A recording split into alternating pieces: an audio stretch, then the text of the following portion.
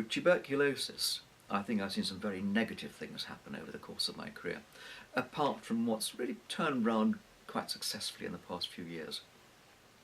When I qualified and when I trained, I had no idea, I think no one else had either, that in the 21st century I'd be doing a ward round every Wednesday afternoon at the Royal London Hospital, seeing people with cerebral tuberculomas, with TB meningitis, with spinal tuberculosis, with renal tuberculosis. These are things we should never, ever have been seeing.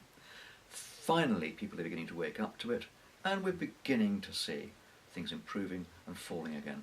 But these are people who suffered and indeed died, who really should not have done so. So what's happened over my career has not been all good, at least as far as tuberculosis is concerned.